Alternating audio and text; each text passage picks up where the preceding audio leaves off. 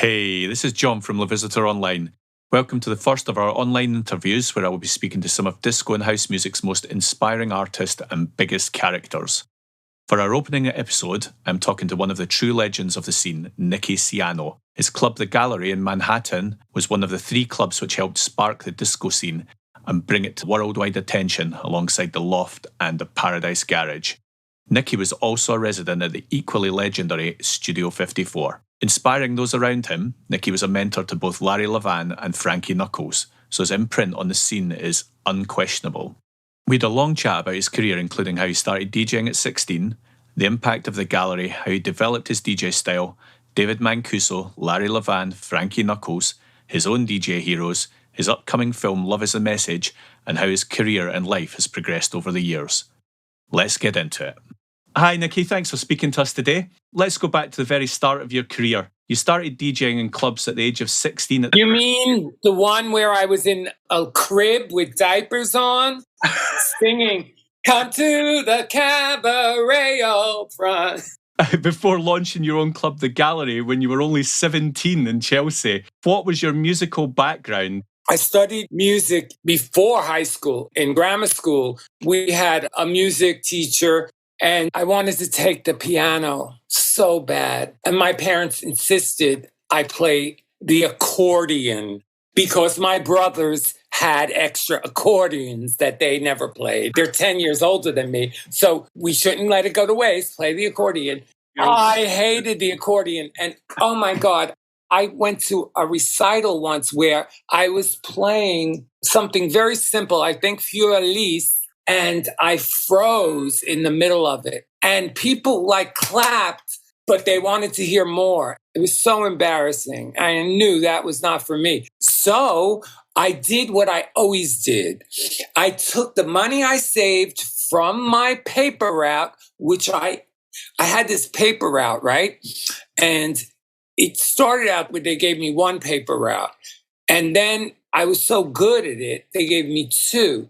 And then they gave me two more on top of that. So I was making at least 300 a week from just the paper route. And I'm living at my mom's. I bought my stereo. The first thing that I wanted was a good stereo, honey, because you heard your music on that. And that was everything. And it wasn't so much what was playing, it was how it sounded. From a very young age, I was into the sonics of sound. Like people always tell me, I say to people, "Did you hear that in the record?" And they go, "What?" And then I'll go, listen. 1, 2, 3, 4. And they go, "Oh yeah, now I hear it." When did you first decide you wanted to be a DJ? And was there a key light bulb moment when you decided, yeah, this is what I'm going to do for the rest of my life? I was so blessed. Everything that happened to me, I definitely believe that there is some kind of higher influence going on in life sometimes. And, well, all the time, but sometimes we're open to it, sometimes we're not. And I went to the Loft at the age of 15 years old. David's Loft, for those who don't know, the Loft was the club. I mean, the seminal, the pinnacle of the whole dance music movement was that club. And I got to go there through a girlfriend of my brother's because I played her music one day, and it was dance music that I was listening to on Christopher Street, where all the gay people hung out. I played her the records, and she said, "You like this music? You should come to the Loft." And she took me, and I got a membership card with my friend Robin. She and I always hung out together. And it was either the second or the third time I went there. We're on the dance floor, and it was a tiny space. So 2,000 square foot. And just 2 years later, the gallery had to be 4,000 square foot because the whole movement was very popular. So I'm at the Loft for the third time, and the song crescendos. I thought it was "Girl, You Need to Change Your Mind," but it wasn't. It was something else. The song crescendos does this thing with the white flash goes off, and you go into darkness, right? And everyone goes, yeah, yeah, yeah, yeah. And there's this guy singing, Ayo, que pasa? Ayo. We used to call him Ayo. Ayo, que pasa? Ayo. To the time of the music. And everyone's answering him like, he goes, Ayo, que pasa? And people go, yeah, yeah, yeah. Ayo, que pasa? Yeah, yeah, yeah. Ayo, que pasa? Yeah, yeah, yeah. Que pasa? Yeah, yeah.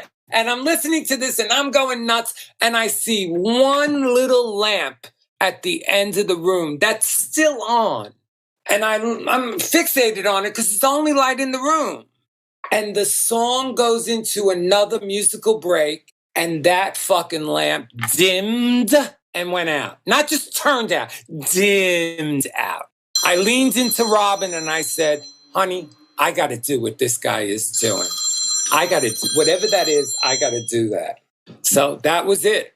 I love it. As a DJ, you help break the mold right from the off, and you are renowned as one of the first DJs ever to mix records together seamlessly rather than just play one record after the next. How long did it take you to develop your style?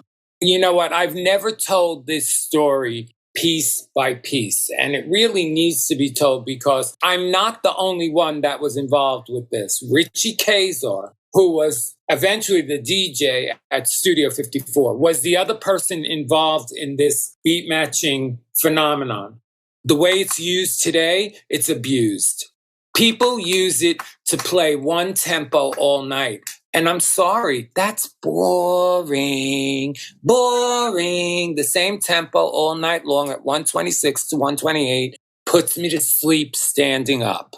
So I'm kind of playing with it because we knew, like David Rodriguez, who was like my DJ mentor, used to tell me, make the blend. We called it a blend, not a mix. Make the blend smooth. And I was like, okay, make the blend smooth. And, you know, I always tried to do that. Even before I was playing out and had the equipment, I used to go from my stereo at home to a little hi-fi that my parents had and mix records that way and just see how they lined up. I used to tell Robin, can you dance through the change?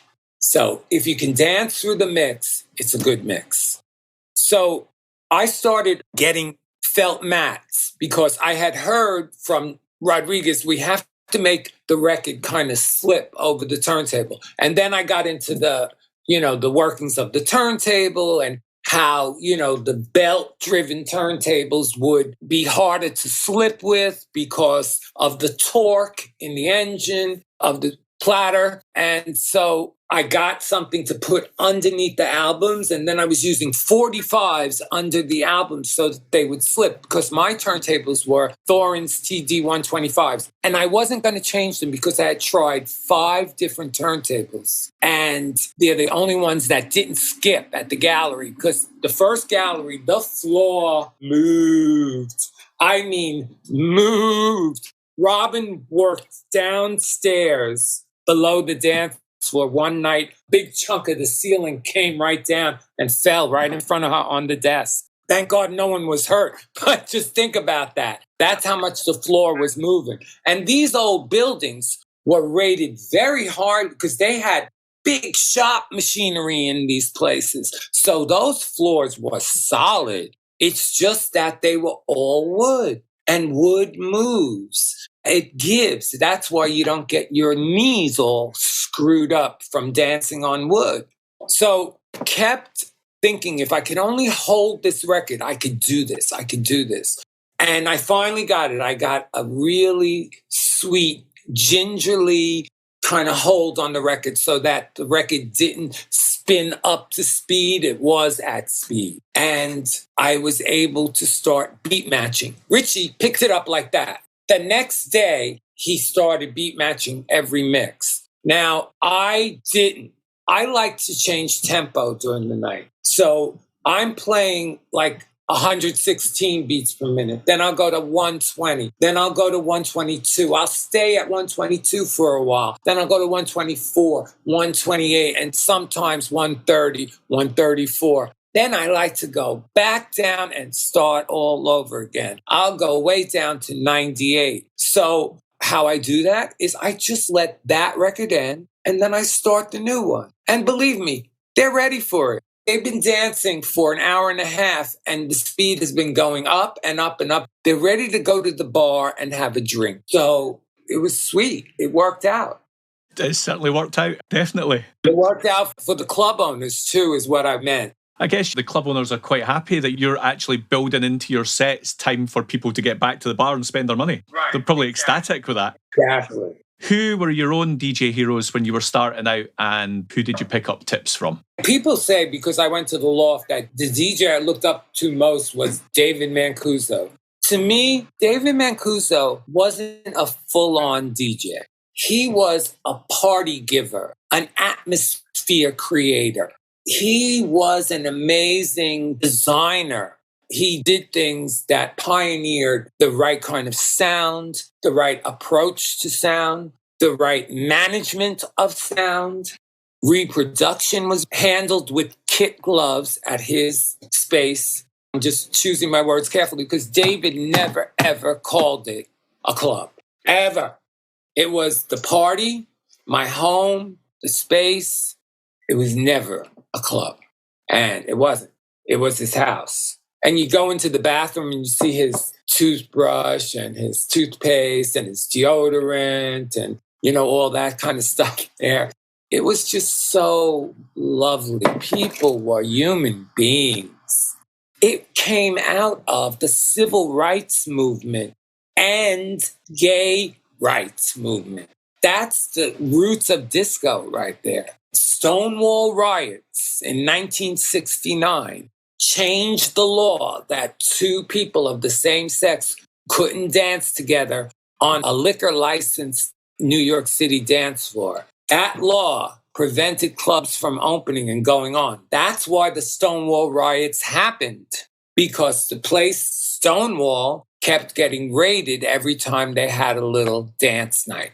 My main DJ inspiration was this guy called Michael Capella, and he played at this club called The Limelight on 7th Avenue South, not the one on 6th Avenue in Chelsea that was owned by Peter Gation. This is the one in the Village. And he was my main inspiration, especially for blending. He really did those blends. And blending was all about timing. You would take the needle and keep putting it on at the beginning. Keep doing it until it sounded like it matched. And then you'd bring up the volume. That was blending.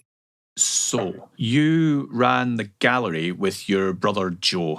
How did you go at the age of 17 to run in a club? Whose idea was it and how did you put it into place? Well, I told you about Robin, right? Who was my partner in crime for those seminal years of my life. And I got my first job playing records at this place called The Round Table. And The Round Table was a bar with a great show, a drag show on the weekends. And it was very popular, that drag show. It was called the La Flor Sisters.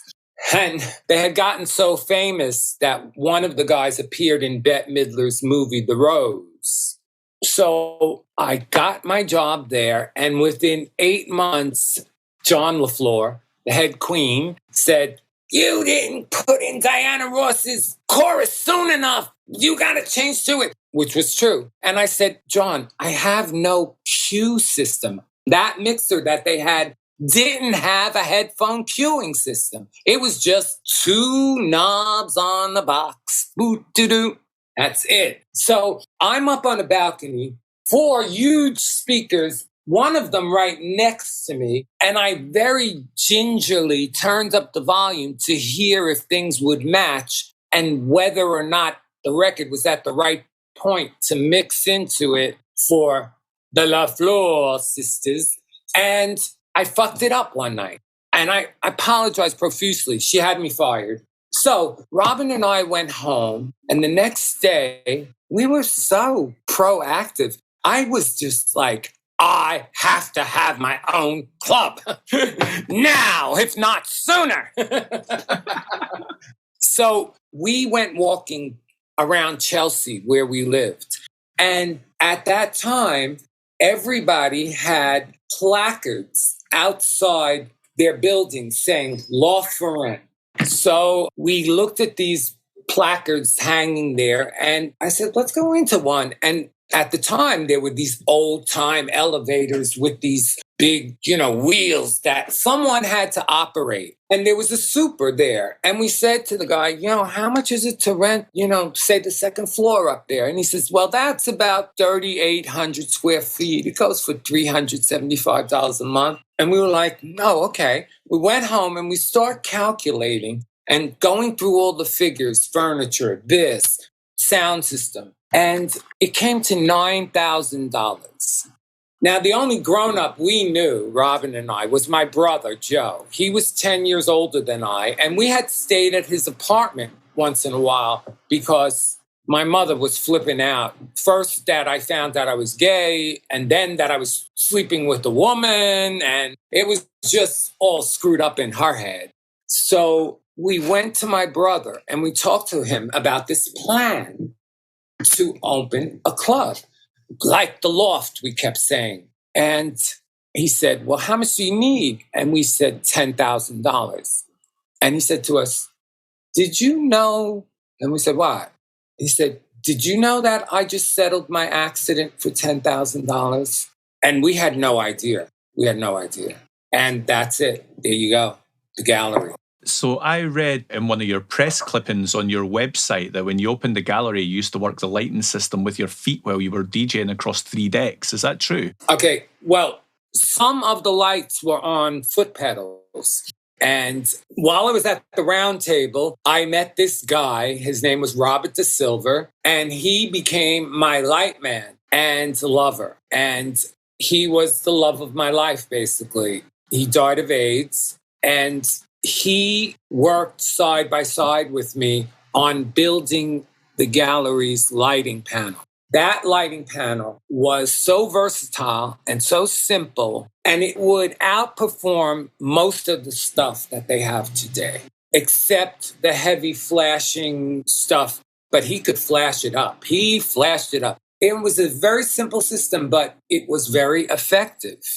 So he installed several foot pedals because when there was a crescendo on the record and all the lights were on, right? He'd want to hit the white flash, make people get blinded for a moment, throw out the flash and send everyone into complete darkness. So the move was hit the pedal, pull down all the switches, whoosh, and then you're in darkness. And what happens when you're thrown into darkness and you're blinded for a minute? What? Just stop, scream. You scream. That's it. That's the move. It would just be, people screaming. And that's what we wanted. It was just great. And we developed that light system with psychological and physiological responses to light in mind. And this is when I'm 17 years old. Imagine what I could do today. Oh, my God. I could work them with my eyelashes. The first thing I say to light men that I'm working with is less is more, and darkness is a lighting effect. When you have 5 things moving and doing things and you change one, no one notices that shit. But if you had one thing working and you changed it on a crescendo, people would notice that. So in 1974, you opened the Gallery 2. What were the major differences between the two clubs and what were the factors that necessitated the move? One was like a bunch of kids playing house. The other was the real bona fide Studio 54 of its time. Absolutely, 100%. After I played at Les Jardins, after I played at all these clubs during the week, while Gallery was open on the weekends, we built a club that was absolutely the most breathtaking club of its time when it opened in 1974. And it was October 1974. First of all, we started with very low ceilings. Like you could almost touch the ceiling if you were very tall with your hands up. You can almost touch it in the first gallery. The second gallery was 5 people high. had a balcony that overlooked the dance floor. We built the lighting system onto electrical kindorf, which are little bars that you run conduit in to protect it. And it was on 3 levels so that if you're looking from the balcony, you see red, blue, green, or from below, you see red, blue, green. Okay. Then I become some friends with Steve Rebell, and he hangs out under my booth and looking up at the lighting. And he builds a club where the lighting went up into the ceiling. My booth was just a counter strung between 2 pillars in the room. So you had to go under it to get in. And he would hang out under there on a pillow every Saturday night for about a year. And I didn't mind because that's the way it was back then. Steve and I were close friends and lovers for a while. I didn't mind at all. He was brilliant and he really did a great job, except with the door policy. 100% against that door policy. So I guess that kind of brings me on the next question. Obviously, the mid to late 70s was a kind of epochal time for the club scene. It was the zenith of disco, which moved towards the electronic end of disco, which would in turn obviously lead on to house music. Did it feel like you were creating something truly special when you were involved in it at that moment? In the beginning, it was like, come on, let's have a party and invite our friends and play them all these new records that we love and they don't know. Then it turned into the record companies were coming with free records. And if you took their free records, you had to play them sometimes. Those companies I would not deal with. If they forced me and said, you're not getting any more records, I'd say, bye, I don't need your records. You know, that's how strong I was in believing in the fact that we had to decide what we were playing. And this all goes down to payola. They tried the same thing with us, but they didn't succeed.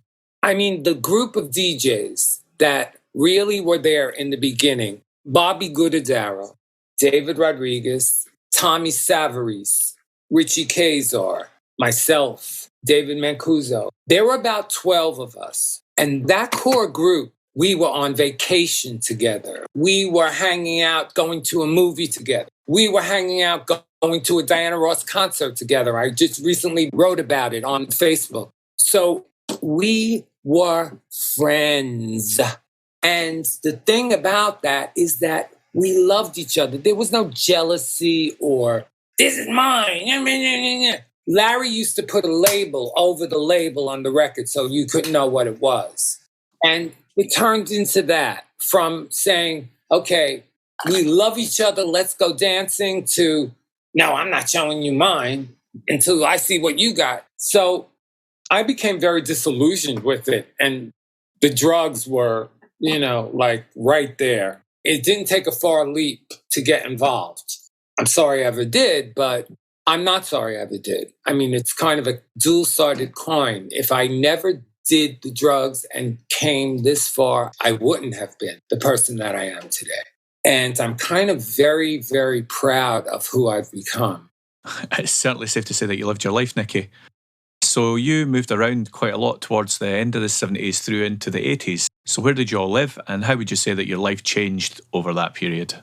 I moved to Manhattan when I was 16, stayed in Manhattan until 83. Then I moved to LA for a year. Then I went to Greece and played records for a year. Came back, worked for David Mancuso for a while. And then David Rodriguez, my best friend in the DJ world, died of AIDS and started going to these meetings about HIV self-healing. I don't know if you've heard of her, but her name is Louise Hay. She's a very famous self-healing guru. And she ran these meetings called the Healing Circle. And we would go to them once a week with all people who were HIV positive because they were dropping like flies.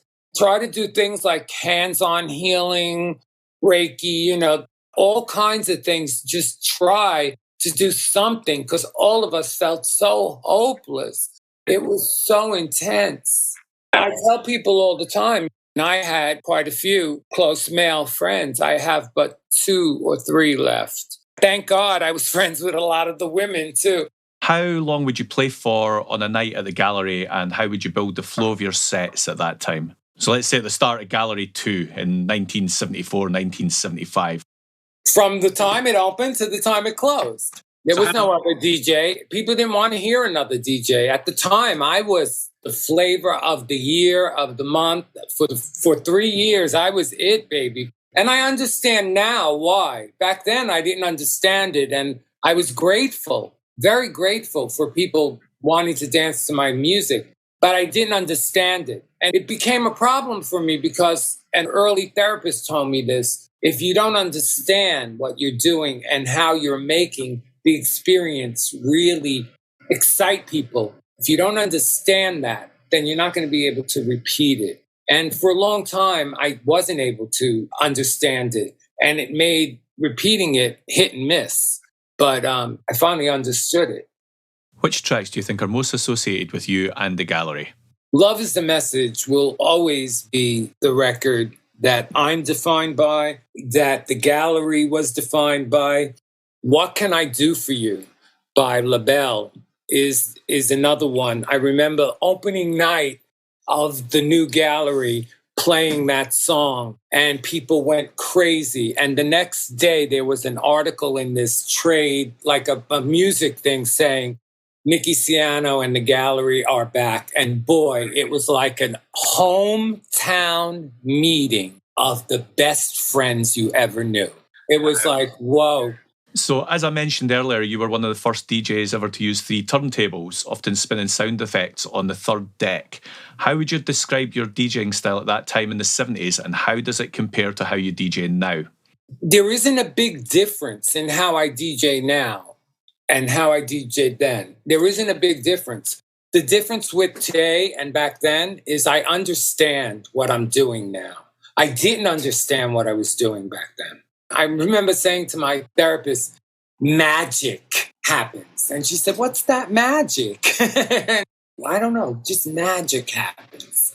And now I understand it's more like a higher power influence. It's more like, I hate to say the word God because it's got so much baggage with it. It's the spirit of love and being together. That to me is what God is. And a person said in an interview, I love Nicky and the way he plays because I'm thinking of a song and then he plays it. Well, you know what? We're all getting the same information from the same source and we're hearing the name of that song together.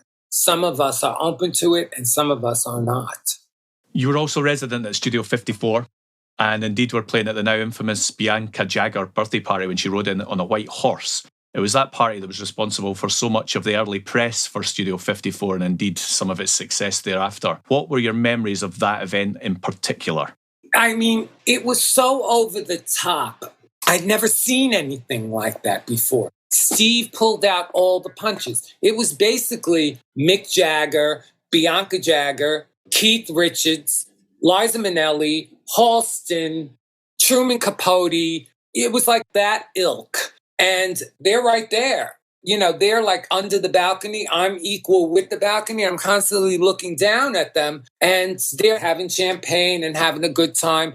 All of a sudden, Steve comes up to the booth and he goes, you have any stones? I said, well, I have Sympathy for the Devil. I always carry that. Put it on. So I put on Sympathy for the Devil. And Mick's going, yeah. And he looks up and he smiles.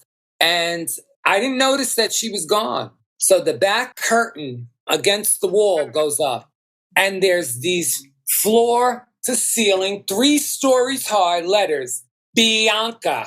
And they start flashing. Bianca, Bianca. And all of a sudden, led by this little scantily clad busboy, she's pulled in on this white horse in a red Halston gown. And from nowhere, 50 photographers. I don't know where the fuck they came from, but Stevie had planned this to a T. Click, click, click, click, click, click, click. When the night was over and I walked out of the back entrance where I left from, there was a bum there. And he said, got $1? It hit me like a ton of bricks. The dichotomy, the way they were squandering money. Not that it was wrong or right. I'm just saying it just hit me really not in a positive way. It hit me in like, oh my God. The next day, there was a thing called the New York Daily News. And it's a newspaper, right? Real big, right? And every day in the center, there's a centerfold of what happened in New York last night. And the Bee Gees were in New York at Madison Square Garden. And we open it up, and the Bee Gees are here, this big, like this. And everything else is Bianca on that white horse. And my friend, David Rodriguez, who I said, my friend, she stole the whole centerfold from the Bee Gees. She stole the whole centerfold from the Bee Gees. The Bee Gees. So that was the impact of that night. It also was the turnaround for the club because it wasn't doing well during the week. It was only doing well on the weekends, and that was it. That was the turnaround, and from there on, they were selling out every night. Knew how to do his PR, that's for sure. And they used it well. How would you compare Studio 54 to the Gallery at that time, and how did your DJ sets differ across the two clubs, if at all? Okay, so Studio 54 opens in the late 77. Gallery opened in 72. So you think we'd be way backseat to Studio and all the developments that happened over the years. But New York Magazine, which did the first story on disco that I was in with David Mancuso, the two of us were in it in 1974, 1977, they do a 5 most breathtaking clubs in New York City. And there's Studio 54. Turn the page, and what's there? The Gallery. So how did it compare? How did it stand up to? Pretty well. Pretty well. You know, I'm going to write a book on how to be a great DJ. And one of the things is DJing is a live experience. It's an action-reaction experience between you and the audience. And if you don't appreciate that, know that, or go with that, then it's not DJing. It's playing a set of music that you pre-recorded. That's what it is. So were there mixes once in a while, like a mix that I'd repeat because the two records sounded so good together? Yes, there were a lot of things like that. But did you ever hear of this? And this is in my book too. I'm hearing a song and there's an extended horn blast. And it reminds me of a horn blast in another song. And instead of mixing on the beat, I mix on the horn blast. They matched perfectly, sonically. And people screamed. That's what I'm talking about, how to become a great DJ. It's not just about the beats. It's about what's happening with the crowd. It's about, the flow, ebb and flow. And you could play with that in many different ways. So you and the other DJs who were playing at that time really had to define what it actually was to be a DJ. Do you think that some of the skills that were pioneered in the 70s have been lost today? So much of the work is done for you because of quantizing records and warping them, and, everything just matches when you put it on. I don't use any of those features. When Ableton first came out, I warped my entire collection, 98, and I played with Ableton, and I loved it. But how did I go from fast to slow records? Now, I wanted to go from a fast record to a slower record, but just let it end. And Ableton's stopping me. It's giving me all these directives. Okay, you want to go to the slower record? Well, you can't use the warp setting then. You got to just use the regular setting, but I wanted it a little bit faster. So it was hindering me. And when I saw that, no. 3 CDJs, 2 hard drives, plugged into them, and I'm good to go. Now, I would love to use vinyl because it certainly is still the best sounding medium, no doubt, hands down, bar none. But it's not practical. Never mind flying over the pond, just taking it down the road is too much. Do you still buy vinyl? I still buy vinyl and then just rip it straight to wave. 100%. As soon as I hear a record and I say, well, I don't have that. Like I just heard a thing by Bobby Thurston on Prelude that I just missed. I just missed it. You were instrumental in breaking a record which is now part of the disco canon, Love's Theme by the Love Unlimited Orchestra. How did that come about? And do you think the success of that record in the clubs helped reshape how record labels did their promotion? Okay, I just want to say a few things before I tell this story. Tom Moulton disagrees with me on this story, and he won't talk to me about it for some reason. But what I want to say to Tom is, I was at one place, and that was my experience. And you were at another place, and that was your experience. And both of those things are true. They coexist. So I'm not trying to take credit for anything I didn't do. I'm not like that. I always stop and say, well, he did this and he did that. So I just want to be clear that this was my experience and what I saw. There was this promotion man coming around. His name was Billy Smith. Billy Smith said, come on down to the warehouse on 11th Avenue where he was, and I'll give you whatever you want, whatever you want. It's not only where he had all the 20th century records, but he had a lot of other music because it was a record distributor. And he would give us different labels if we wanted something. And we went down there, and it was in this basement, records all over the place. We went into his small office, and David Rodriguez and I sit down, and David's looking at this album cover that's on the floor, a stack of them. And it's the Love Unlimited Orchestra album cover. And it's the three women with big afro wigs on it. And Billy said, that's a dead album. We're throwing it away. And Rodriguez said, give us a few. We can put them on the walls. That's a really funny picture. Well, that was Love's Theme. We took it home and we heard Love's Theme. And we immediately knew that was a hit. And it was a Christmas, around Christmas. Because I remember going into the Limelight where Michael Capello and Rodriguez were playing. Everyone was dressed in white. And there were white Christmas trees on both sides of the dance floor. And as I'm walking down, I heard the swell of the strings. And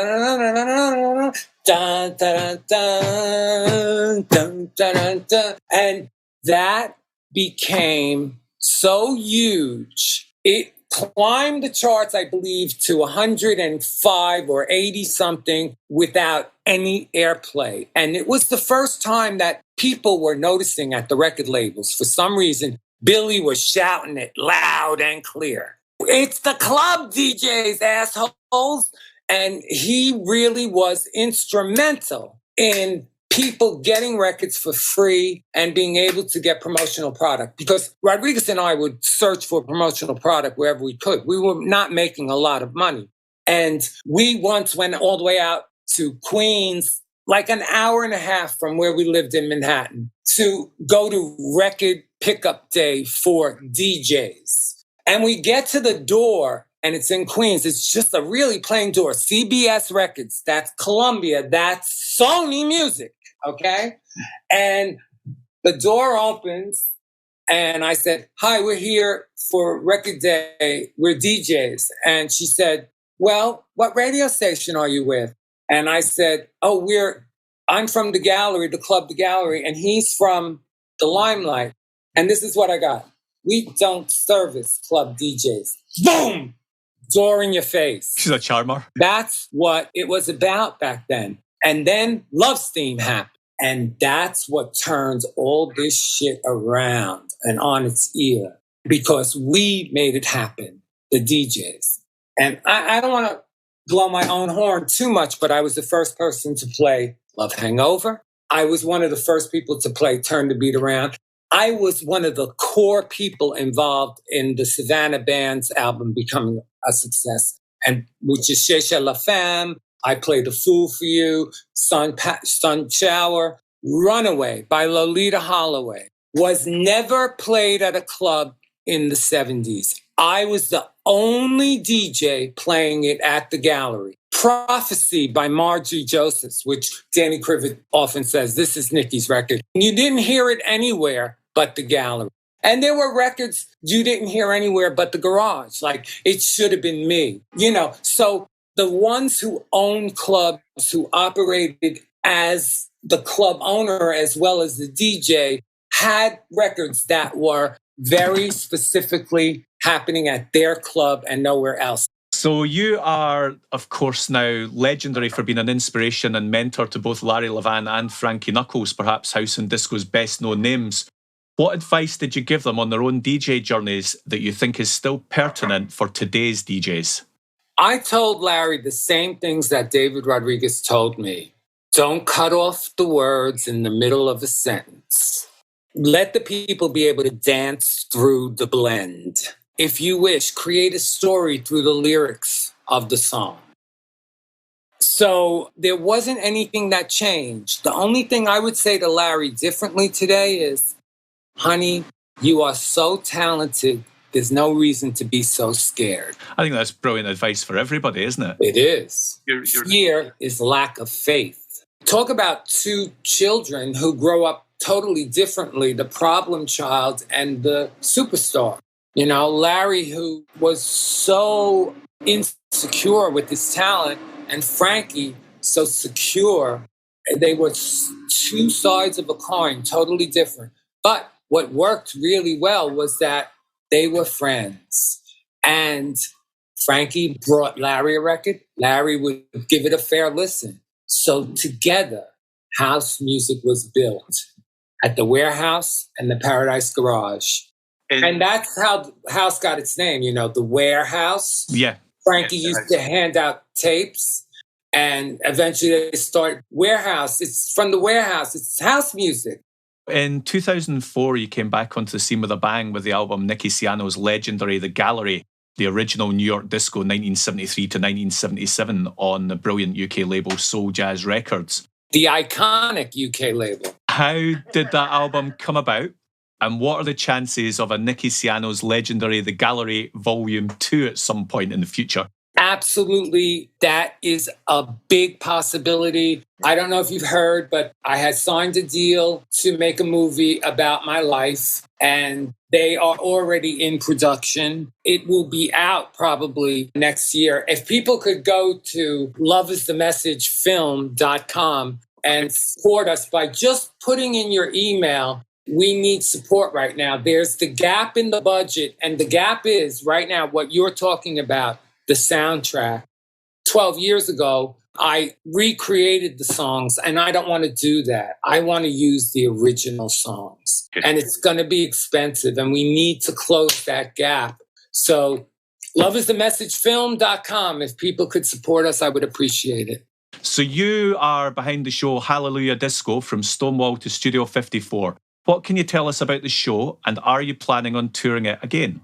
It follows my life from the time I ended up at the Stonewall riots because I was going down the Village to meet guys with my best friend Dennis, and we came up under the Waverly Theater. I'll never forget it. And there was this sea of people, and you couldn't see over their heads. And I turned to one of the guys who was a friendly face, and I said to the guy, what are they protesting? I thought it was the Vietnam War because that was regularly being protested.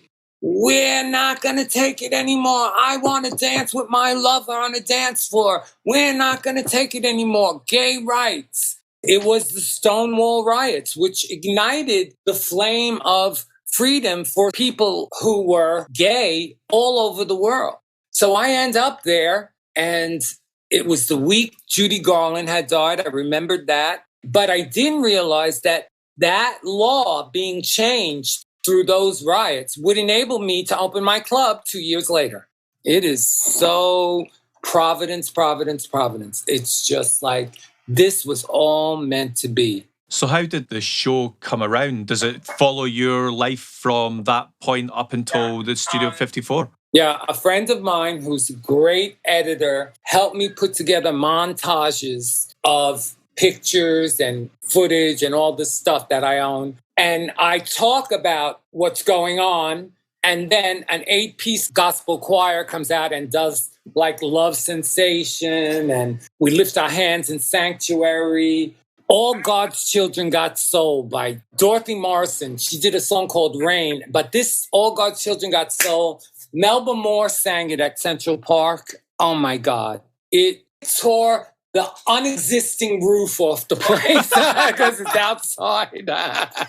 So, yeah, I would love to do it some more, but I'm deep in the film right now. One thing at a time. I think there's a lot of things I want to tie up this year because COVID really knocked everyone down to the very beginning. We did it at Albert Hall in Manchester, and people still come up, I saw that show at Albert. Hey, when are you going to do it again? It was really good. You can go and see a really good trailer for Hallelujah Disco on YouTube. It has all those elements of Melba Moore and the gospel choir that I used in England, and it's really good. Just search for Hallelujah Disco Nicky Siano. That's it. The club scene's obviously changed hugely since the 70s. What do you miss most about those times, and what, if anything, do you prefer about DJing in the 2020s? Well, the 2020s, I get to interact with the people and my audience a lot more because of social media. People sometimes ask me questions about what I played, and you played this after this, and the change was fabulous, but what was the song you went into? I'm able to give them answers quickly and on the fly. What do I miss about back then? Friendship.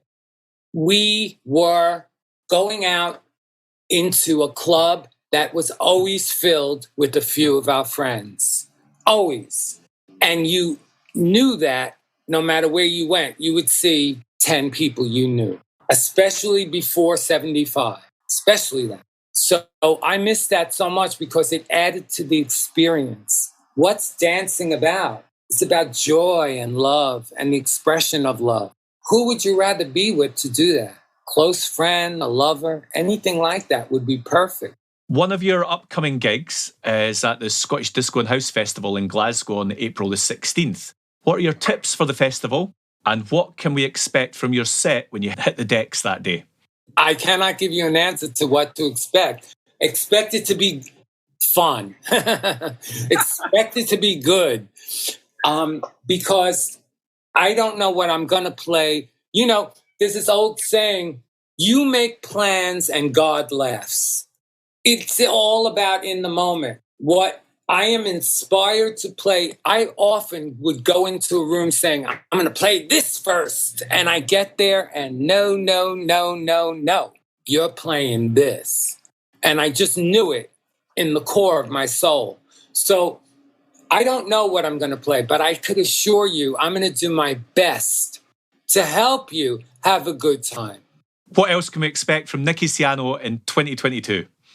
A movie, a book, a TV series, whatever the hell they throw at me, I'm taking right now because it needs to be told. I'm the last one here representing these DJs who was alive back then. I'm not saying I'm the last one, that there are other people around, but I was in the core and a major player in the core of making this happen. There's a couple people around who may have played records back then, but they didn't own a club and it wasn't in New York Magazine 3 times and the centerfold of the Sunday Daily News and every other magazine that came out back then. So yeah, I'm the last one and I need to tell this story in any way I can because it's a story of friendship. It's the story of people against all odds making something that they wanted so badly happen. Thank you very much, Nicky. I'll speak to you soon. Take Goodbye. care. Goodbye. Thank you. Bye.